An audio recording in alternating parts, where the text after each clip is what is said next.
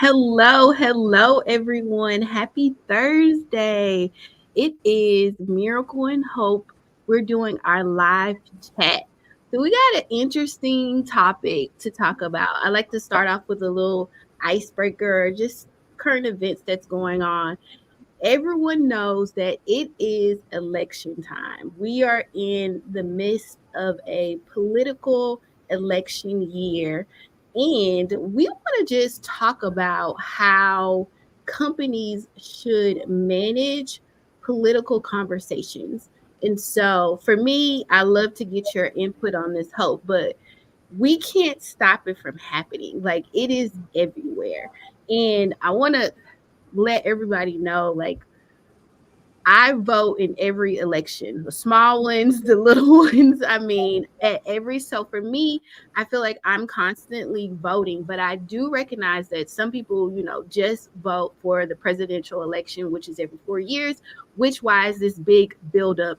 And we all know it's been a lot of moving parts for this Right. political election. And so you cannot avoid talking about what's happening. No. So for as No. leaders, I think you need to manage the discussions and put expectations and get ahead of it. But there are some companies that do that blanket, like, we don't talk about political anything. We don't talk about social issues. We don't talk about anything. And for me, when you put that hard stance on we don't talk about anything, it feels like you don't trust the employees to have a conversation, a Right. respectful conversation Right. about religion or political or anything that's going on. And it's almost like a sense of fear, like we are going to say all or nothing. So, with that being said, I do feel like you got to get ahead of it and focus on the behaviors we don't want to see Mhm. versus don't talk about anything dealing with politics. I want to get your take on it. Yeah, no, I 100% agree. And I also think that it's really just about respect. That's what it boils down to, respect amongst coworkers that are having the conversation. I think really the message is yes, I mean, of course, have these conversations that are impacting your life, your future, your family. We can't avoid that, but do that respectfully. And when someone, tells you, hey, I don't want to talk about that, or just kind of have the know-withal to say, okay, this conversation is no longer, being receptive. It's not, it's not good to have. We're, debating too much about it. It's Yeah. causing the morale to be affected. Um, I think companies need to trust their employees to have the conversations, but also kind of give them some guardrails too, to say, hey, make sure those conversations are respectful, and that people get to say, hey, I don't want to have this conversation, and you respect that, and kind of move on. But definitely not. Let's not have the conversation because it's going to happen, and now it's happening privately. You didn't get to choose how it can happen constructively. So yeah, but everything that you said, we want to definitely build trust, and that's part of it, letting them, be human about situations Mhm. that are impacting them and affecting them.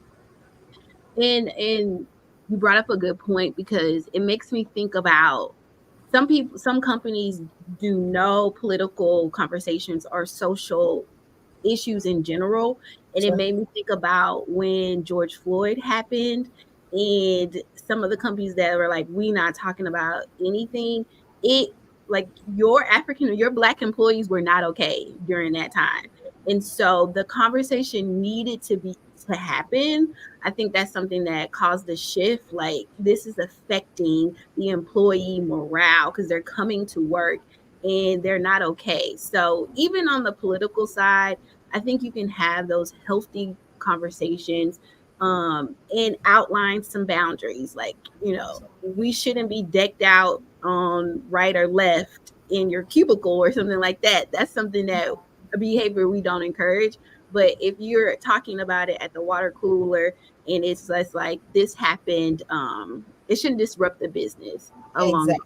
the line. Exactly. So yeah, it comes down to trusting your employees to have the conversation and be respectful. When that doesn't happen, we have policies in place going back to our handbook that says this is now against our handbook, our culture, our policies. There So you that is go. our advice for those companies out there that's trying to manage that specific Mhm. conversation. And you cannot avoid it. So Exactly. let's It's talk gonna about happen. it. So speaking of talking about it, let's go ahead and switch gears. And I also want to talk about culture, if you didn't know. But specifically, I want to talk about leaders and some mistakes they may make at the beginning.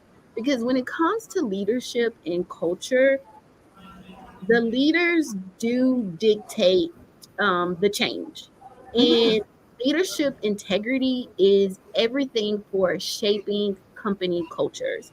So I'm gonna talk about maybe three, and I just want to get your opinion. So the number one thing that leaders make mistakes on when they're starting the process to shape that culture. Okay, in the mindset, they want to be intentional. We want to start this journey of changing our culture. You know, you probably have X amount of employees, and you're like, we have been letting culture happen. So let me take a hold of it. One of the things that leaderships make a mistake on is the lack of a clear vision. So leaders will sometimes fail to define a clear, compelling culture vision that aligns with the company mission and values. And I want to make a distinction that your culture clear culture is vision is not your mission and values. It's aligned when your Right. mission and values, but you got to take it a step further because Right. you don't want to leave employees unclear about the direction and expectation. So Right. if you're saying a clear innovation is always a mission or a vision or a value for a company. Sometimes they have like innovation. You Right. have to have clear expectation on what innovation looks like, what it feels like. How do I do innovation? So you can't just stop at the value. Like we value innovation, but you got to Mhm. go a step further and give that clarity.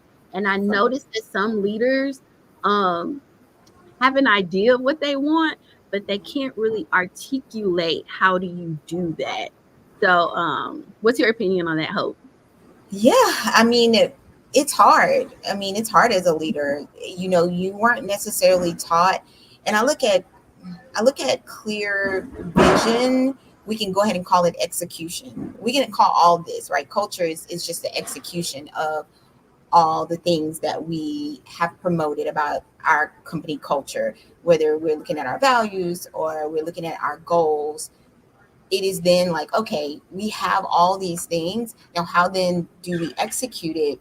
So the clear vision, one, we weren't taught it. It was very few of us were taught on how to make clear expectations, simply because we assume as leaders, if we hire employees, they will just magically know. Yeah, They'll know. I gave you these core values. I gave you all these things to tell you to like to rally you through and to what we want. But I never quite told you how to get there. And to be perfectly honest, they lack clear vision because they don't know yeah. how to truly get there. So it's hard to give someone else an expectation. It's like that thing that happens when you're like, oh, I didn't know I didn't like that until it happened to me. Like, oh wait, you're not clocking in 2 minutes before. I actually need you to clock in 2 minutes before your time. I actually need you to clock in 5 minutes before your time because I need you to be working at 8. But I didn't know that before, right? I Mhm, just, so you lack the vision in what those core values even mean in action. mhm. And so, yeah, I think that's probably one of the top things that leaders struggle with, especially when we're talking about leading with integrity, because we're asking things of people that we haven't sat with long enough for ourselves, Yeah. right? I was We just have about to to say know. time, like the practical time it takes. So I had to as leaders, you have to take time out to come up with those values There and you that go. mission. And now you're asking me to take even more time to think about like how, like, wait a minute. How does that look on my day to day? But here's the deal. I don't think it's an ask. It is a must Yeah. because it's happening. Hmm. So whether you take time to articulate it or not, because that is a necessary step through execution, is like direction is just the next, like we're moving somewhere. We may not be moving in the right direction. We're moving in some direction. So it's that thing that's happening anyway. So why not take the time out to actually spell out what you want and what you want to see? And it might seem super elementary in some cases, but that's okay. That's okay. Most people want to be told what to do. And your vision, you can have an amazing vision, but it means nothing if you have a team of 300 people who have an interpretation of that vision that is 300 different ways. Yeah. I know we're supposed to go to the next one, but I gotta drill it down for the people listening to this, because I even think about like performance management or even competencies. Like, we have all of these same categories: leadership, communication, execution, problem solving. But even something as simple as communication, like, what is effective communication for your company? You Right, have to sit down and say, for us, we do want a culture where you pick up the phone and call when you're right, going through things, or we do have a communication based off of email or text or Slack, or it's so many ways to do communication effectively. So you have to think about what is going to stand us apart as a company, what culture do we want to do, and tell our employees, okay, we do pick up the phone and call, and then from there we take. you know.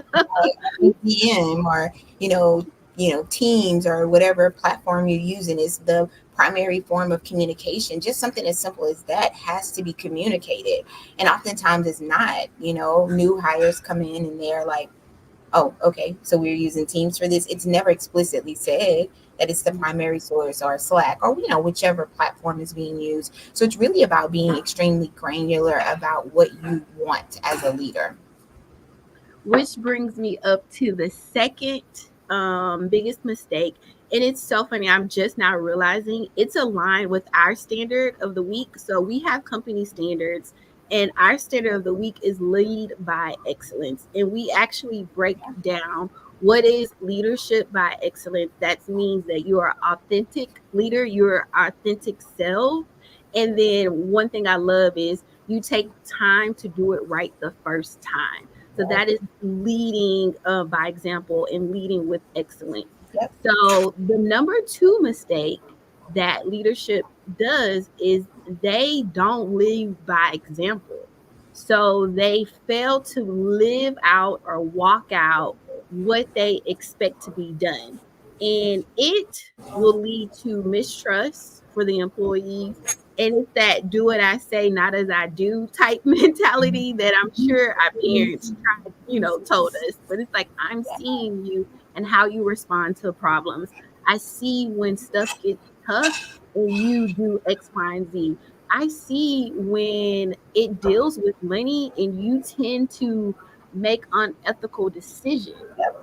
So that whole action speaks louder than words. That is the number two mistake that leaders make, is they don't lead by example. So what's your thoughts on that mistake? Yeah, I mean, to me, it just boils down to respect. I think leaders don't always respect their employees. Mm, When I think about it, I think too of, like, the authority that in which leaders have, mm, and sometimes the arrogancy that just comes naturally with that power and authority. And sometimes we just don't see ourselves doing the things in which we've asked someone else to do. It's like you are, dare I say, beneath me. mm. um, we have a sense of hierarchy in our minds. And so, though we're telling you to do it, we say things like, but that's your job, as if the job is then beneath them. Yeah. Um, And so I think it's really more mental. It's more of a mindset shift. It's more of looking at people with respect.